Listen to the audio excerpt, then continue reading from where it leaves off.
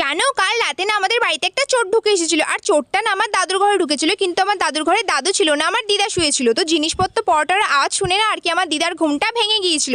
তারপর না আমার দিদা ওই চোরটাকে দেখতে পেয়ে বলছিল যে বাবা, তোমাকে তো দেখে কোনো ভদ্রবাড়ির ছেলে মনে হচ্ছে, তাহলে তুমি চুরি কেন করছো? নিশ্চয়ই তোমার এমন কোনো পরিস্থিতি রয়ে গেছে যার জন্য তুমি আর কি বাধ্য হয়ে চুরি করছো। আচ্ছা বাবা ঠিক আছে, ওই যে আলমারিটা দেখতে পাচ্ছ না, ওই আলমারির চাবিটা ওখানে ড্রেসিং টেবিলের ডোয়ারের মধ্যে রাখা আছে, যাও চাবিটা তুমি নিয়ে আর কি আলমারিতে যা যা আছে সব বের করে নিয়ে চলে যাও।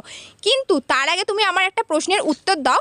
এক্ষুনি না আমি একটা স্বপ্ন দেখলাম, কিন্তু তার মানে বুঝতে পারছি না, তুমি তার মানেটা আমাকে বোঝাও। তো আমার দিদা তখন বললো, আমি না স্বপ্নতে দেখছিলাম যে আমি একটা মরুভূমিতে হারিয়ে গিয়েছি, আর ওই মরুভূমিতে না একটা চিল উড়ে উড়ে আমার কাছে এসে বলছে বাবু বাবু বাবু। তো পাশের ঘরে না আমার বাবা শুয়েছিল, তো আমার বাবা না আমার দিদার সাউন্ড শুনতে পেয়ে আর কি ছুটে আর কি আমার দাদুর ঘরে চলে এসেছিল। তারপরে আমার বাবা আর দাদু মিলে না চোরটাকে ভীষণ মার মেরেছিল। আমি না এখন বুঝতে পারলাম যে আমার দিদা না কতটা বেশি চালাক, আর কিভাবে ছোটবেলায় আর কি আমাকে বোকা বানিয়ে স্কুলে পাঠিয়ে দিত।